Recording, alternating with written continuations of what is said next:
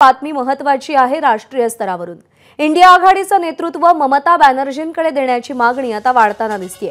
शरद पवार, लालू प्रसाद यादव, अरविंद केजरीवाल ममता बॅनर्जींना नेतृत्व देण्यासाठी अनुकूल असल्याचं कळतंय।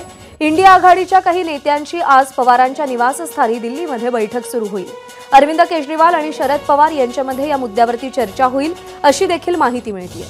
ममता बॅनर्जी यांनी इंडिया आघाडीचं नेतृत्व करण्यासाठी आपण अनुकूल असल्याचं वक्तव्य केलेलं होतं आणि त्यानंतर आता ममता बॅनर्जींकडे इंडिया आघाडीचं नेतृत्व द्यावं या संदर्भात अनेक नेते अनुकूल असल्याचं देखील कळतंय।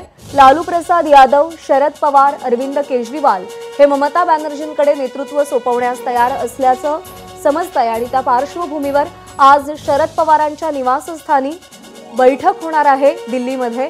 अरविंद केजरीवाल आणि शरद पवार यांच्यामध्ये चर्चा होईल अशी देखील माहिती मिळतेय। ममता बॅनर्जी यांनी इंडिया आघाडीचं नेतृत्व करावं असा सूर ज्यावेळी आळवला जाऊ लागला त्यावेळी संजय राऊत म्हणाले होते की आम्ही त्यांची समजूत काढू। अर्थात आता या सगळ्यावरती ठाकरे गटाचं नेमकं काय म्हणणं असेल हे पाहणं देखील महत्त्वाचं आहे। भाजपला एनडीएला प्रत्युत्तर देण्यासाठी म्हणून देशभरातले विरोधी पक्ष एकवटले होते। त्यांनी इंडिया आघाडी स्थापन केली आणि त्या इंडिया आघाडीचं नेतृत्व आता ममता बॅनर्जींकडे जाण्याची शक्यता वर्तवली जाते। सोमेश कोलगे आपले प्रतिनिधी सध्या आपल्या सोबत आहेत।